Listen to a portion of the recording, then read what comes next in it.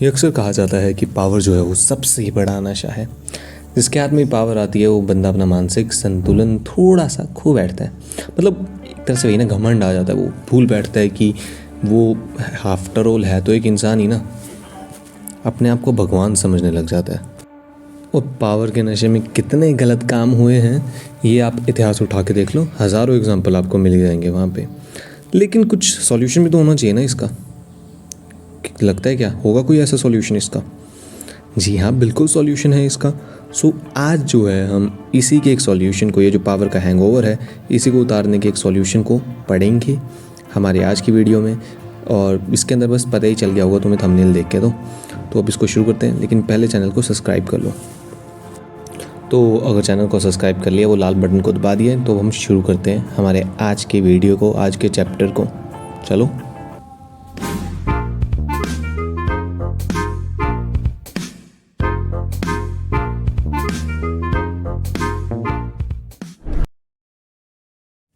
तो आज का जो हमारा चैप्टर है इसको हम पढ़ने वाले हैं दो कंट्रीज़ बेल्जियम और श्रीलंका के एग्जाम्पल्स को समझ के। दोनों की स्थिति काफ़ी ज़्यादा सेम थी, लेकिन स्थिति से डील करने के तरीके दोनों के अलग थे, जिससे कि अलग अलग कॉन्सिक्वेंसेस निकले। उनको हम समझेंगे और हम समझेंगे कि पावर शेयरिंग क्या है, क्यों ज़रूरी है पावर शेयरिंग, और ज़रूरी है तो इसको अपनाया कैसे जाए सोशल ऑर्डर में, इसको एक्चुअल रूप में, प्रैक्टिकल रूप में प्रैक्टिस कैसे किया जाए। तो शुरू करते हैं बेल्जियम से ही। तो सबसे पहले तो बेल्जियम के बारे में कुछ छोटी मोटी इन्फॉर्मेशन जान लेते हैं जो ज़रूरी है समझने के लिए। तो बेल्जियम जो है एक बहुत छोटा सा देश है यूरोप में। और छोटा सा मैं इसको क्यों कह रहा हूँ, क्योंकि इसकी पॉपुलेशन भी सिर्फ और सिर्फ 1 करोड़ है। लेकिन इस 1 करोड़ की पॉपुलेशन में भी ये जो सोशल कॉम्पोजिशन है बहुत ज़्यादा पेचीदा है, बहुत ज़्यादा कॉम्प्लेक्स है। उसको समझो। यहाँ पे 59% लोग रहते हैं फ्लेमिश रीजन में, बोलते हैं डच लैंग्वेज, और 40% लोग रहते हैं वलोनिया रीजन में और बोलते हैं फ्रेंच लैंग्वेज, और बचे हुए 1% लोग जो हैं वो बोलते हैं जर्मन लैंग्वेज। ये तो कि ओवरऑल पूरे देश के बारे में बात। लेकिन जो इसकी कैपिटल सिटी है ब्रसेल्स, वहाँ पे सिचुएशन थोड़ी सी विपरीत है। कैसे?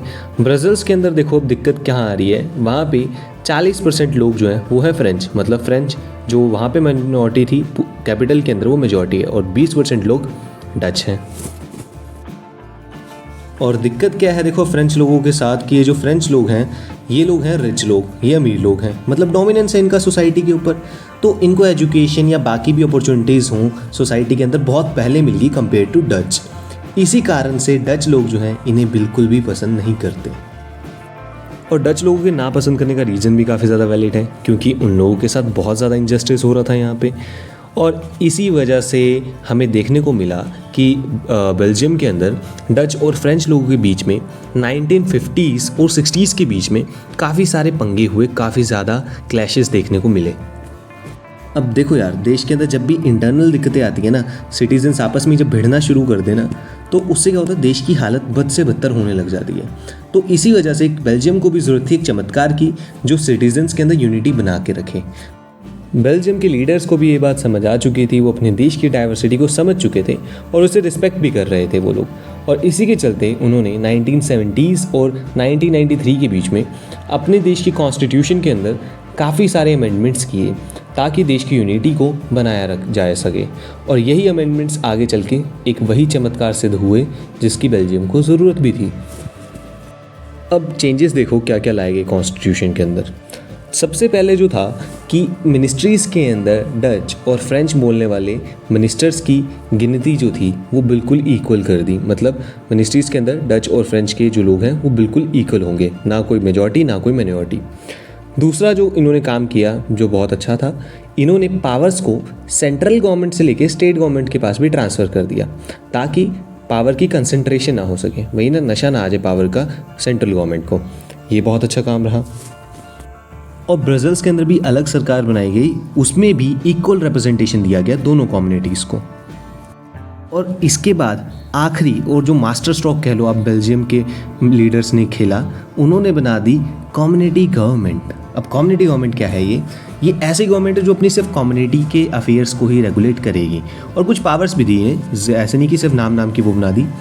पावर इनको दी अपने कल्चर से रिलेटेड, एजुकेशन से रिलेटेड, अपनी लैंग्वेज से रिलेटेड सारे के सारे इश्यूज़ ये लोग खुद सॉल्व कर सकते हैं, जो कि बहुत ही अच्छा डिसीजन था, क्योंकि एट द एंड इससे सारे के सारे कन्फ्लिक्ट्स अवॉइड करे गए, सारे के सारे पंगे ही ख़त्म हो गए।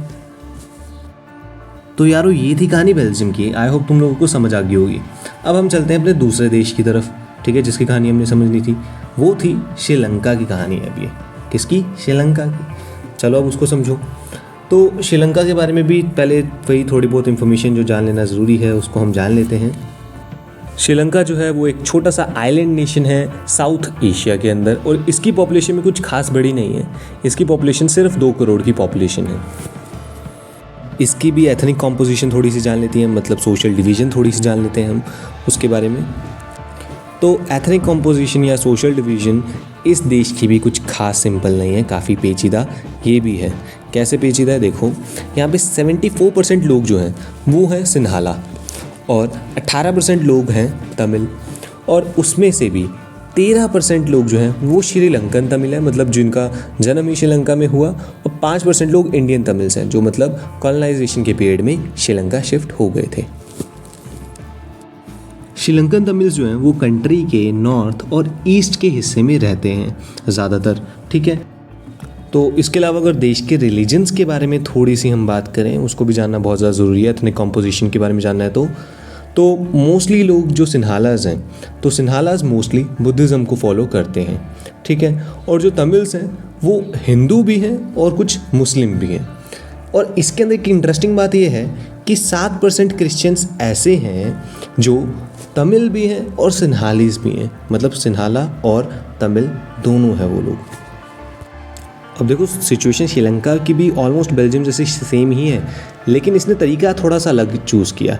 इसने तरीका चूज़ किया मेजॉरिटेरियनिज्म का, ठीक है, जो कि होता है कि मेजॉरिटी की ही सारी बात मानी जाएगी, मेजॉरिटी का डोमिनेंस बेसिकली। तो 1948 के अंदर जो श्रीलंका था उसको आज़ादी मिली, और तब से ही जो सिन्हालास थे वो मेजॉरिटी में थे। पता ही आपको पॉपुलेशन की, उससे ही पता चल गया। मेजॉरिटी का फ़ायदा उठाते हुए सिन्हालास ने अपनी खुद की सरकार बनाई, जिसके अंदर श्रीलंकन्स का तमिल्स का कुछ भी बोलबाला था ही नहीं।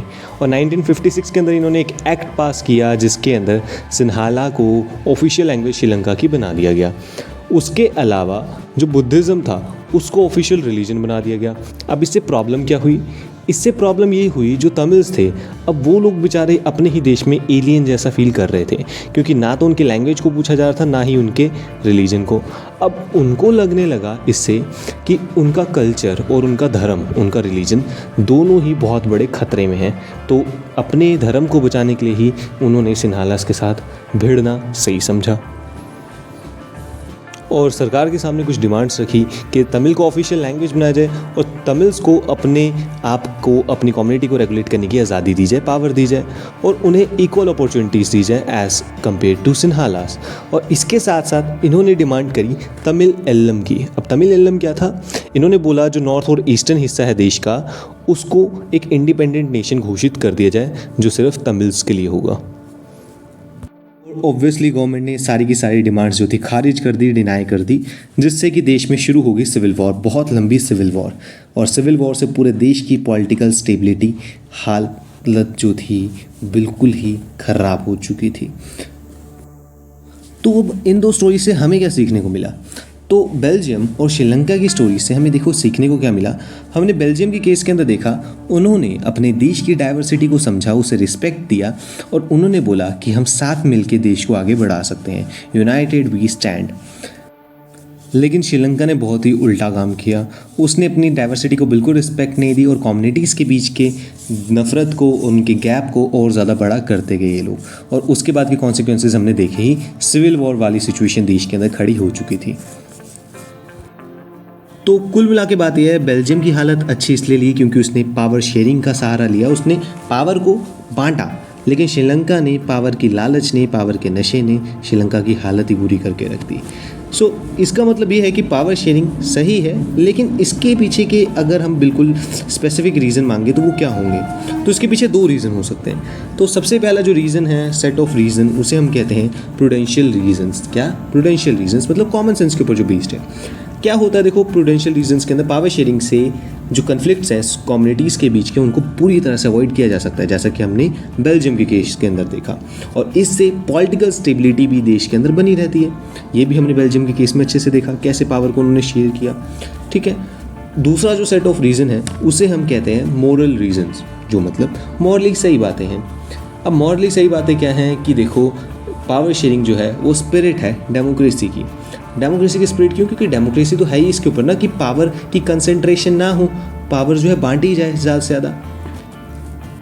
और पावर शेयरिंग भी इसी पावर के कंसंट्रेशन को पूरी तरह से जो है बढ़ावा नहीं देता, इसको पूरी तरह से खारिज कर देता है।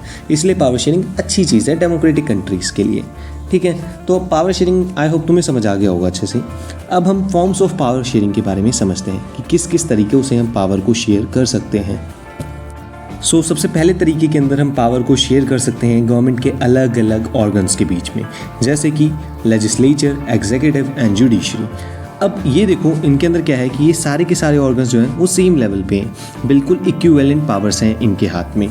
ठीक है, ऑलमोस्ट। इसलिए इसको कहा जाता है हॉरिजॉन्टल डिस्ट्रीब्यूशन ऑफ पावर। क्या कहा जाता है? Horizontal distribution of power.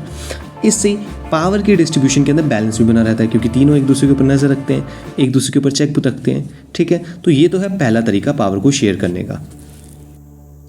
दूसरे तरीके के अंदर हम पावर को शेयर कर सकते हैं गवर्नमेंट के अलग अलग लेवल्स के ऊपर, जैसे कि हम करते हैं। ठीक है, फेडरलिज्म के अंदर हम पढ़ेंगे आगे चैप्टर में इसके बारे में और अच्छे से। हम शेयर कर सकते हैं पावर को central government, state government and local government के बीच में। इसको कहते हैं वर्टिकल डिस्ट्रीब्यूशन ऑफ पावर। तीसरे तरीके के अंदर हम पावर को शेयर कर सकते हैं अलग अलग सोशल ग्रुप्स के बीच में। इसके अंदर देखो हम क्या कर सकते हैं, इसके अंदर हम कंट्री के अंदर अलग अलग रिलीजियस और लिंग्विस्टिक ग्रुप्स बना सकते हैं, जिससे कि वो अपनी कम्युनिटी के अफेयर्स को खुद ही मैनेज कर सकें, जैसा कि बेल्जियम के अंदर हमने कम्युनिटी गवर्नमेंट देखी। और इन सोशल ग्रुप से होता क्या है कि ये जो है कम्युनिटीज़ जो है वो भी अच्छे से गवर्नमेंट के और एडमिनिस्ट्रेशन के कामों के अंदर अपना पार्टिसिपेशन कर सकते हैं। और इसका सबसे बड़ा फ़ायदा ये है कि माइनॉरिटीज़ को भी अच्छी खासी पावर मिल जाती है देश के अंदर, जैसा कि हमने बेल्जियम के केस के अंदर भी देखा। चौथा तरीके के अंदर हम पावर्स को शेयर कर सकते हैं पॉलिटिकल पार्टीज़ और प्रेशर ग्रुप्स के बीच में। और पॉलिटिकल पार्टीज़ के बारे में तुम 9वीं क्लास के अंदर पढ़ के ही आए हो, नहीं पढ़ा तो मेरी वीडियो देख लेना। ठीक है, और प्रेशर ग्रुप्स क्या हो गए? ट्रेड यूनियंस हो गए, बिजनेसमैन के यूनियन वगैरह हो गए, उसके बीच में हम पावर को शेयर कर सकते हैं, जिससे गवर्नमेंट पे प्रेशर बना रहता है काफ़ी हद तक। तो बस दोस्तों इतना ही था आज के लिए। आई होप तुम लोगों को अच्छे से समझ आ गया होगा ये चैप्टर। तो अगर चैप्टर समझ आ गया और वीडियो पसंद आई तो प्लीज़ यार लाइक कर देना वीडियो को और ज़्यादा से ज़्यादा शेयर करो, और चैनल को सब्सक्राइब करना प्लीज़ मत भूला करो यार, प्लीज़ चैनल को भी सब्सक्राइब कर दिया करो। तो मिलते हैं अगली वीडियो के अंदर।